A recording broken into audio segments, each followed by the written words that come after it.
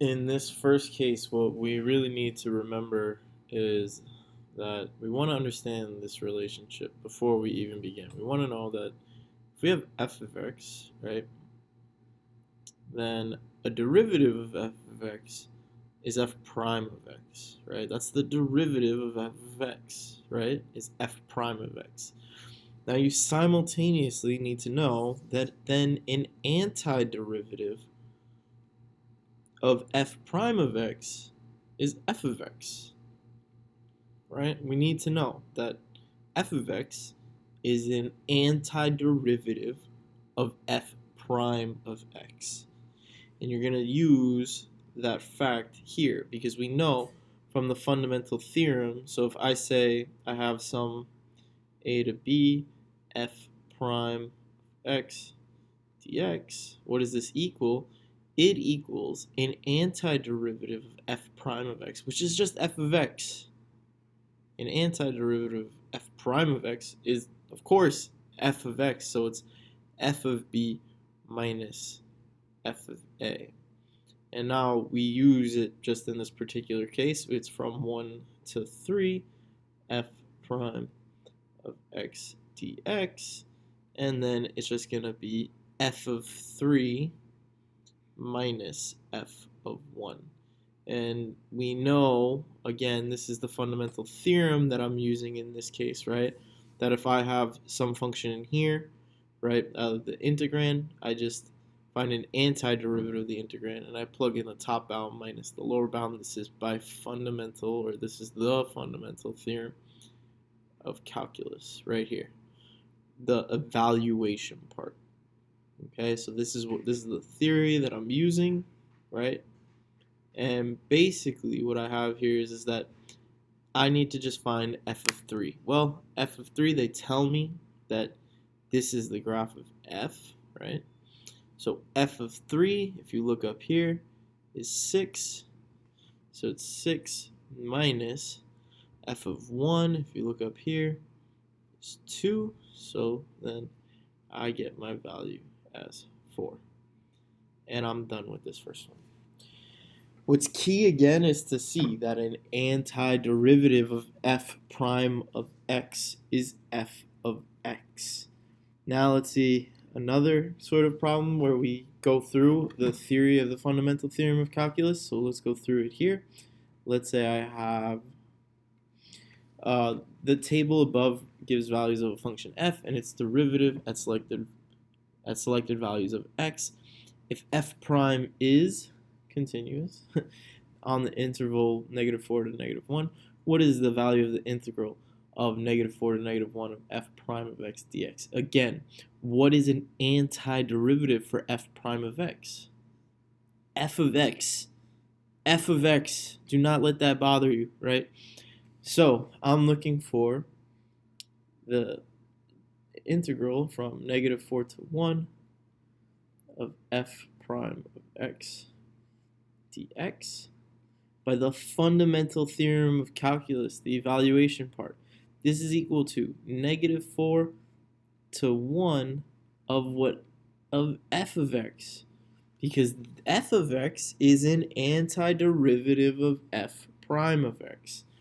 And then I evaluate the top part, f of -1 minus f of -4. And I have here a table for f of -1, -1.5, minus -4 is going to be 0.75.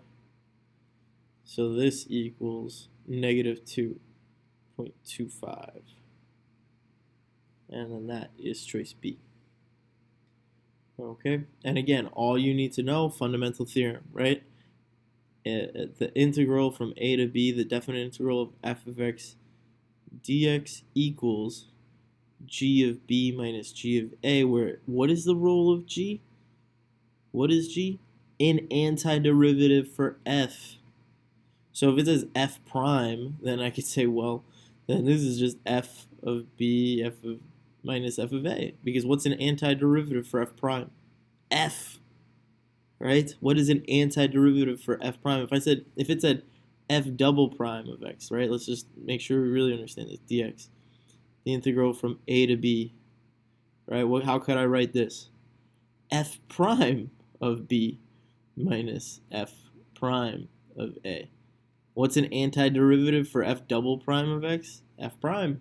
Okay, and then we could go on. All right, so now let's see. Again, now here they give you that g of x is an antiderivative for f of x. Okay, they tell you that. It's some relevant information. They tell you g of 2 is -7, and they're looking for g of 4. So let's get an idea here.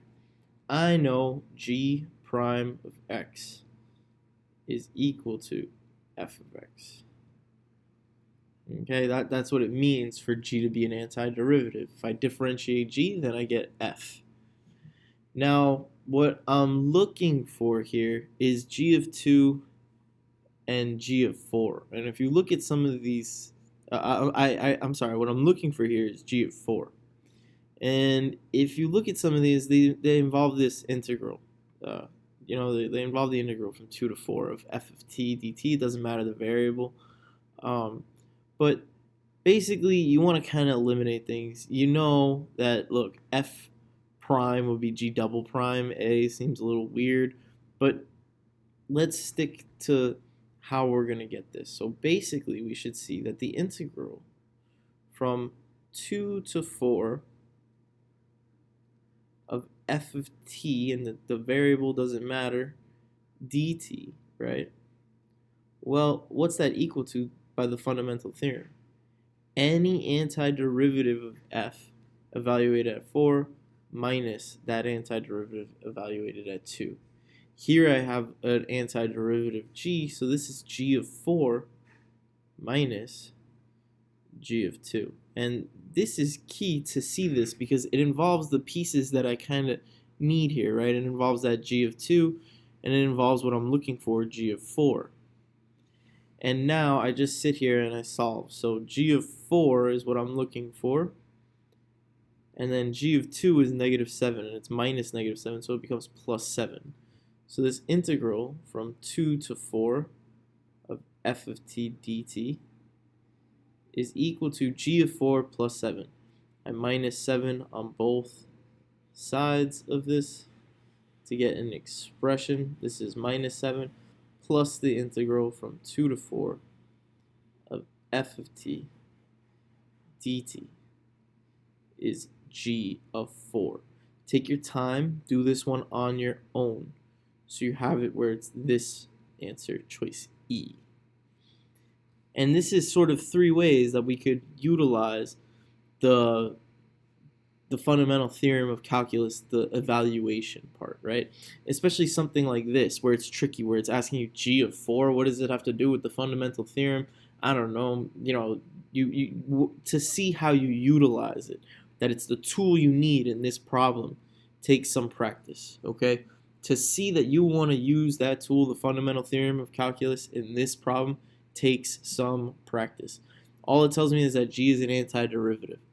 That means that I know that if it's from a to b of f of x dx, this is equal to g of b minus g of a. And then I was like, okay, well, now they gave me these 2 specific values, or they spoke about these values. This one they gave me, and this one we're looking for. I was like, all right, well, maybe now it's just 2 to 4, right? And then this is just 4. This is 2. And then I solved it, and it gave me that expression right here that they have in E. I solved it for g of 4.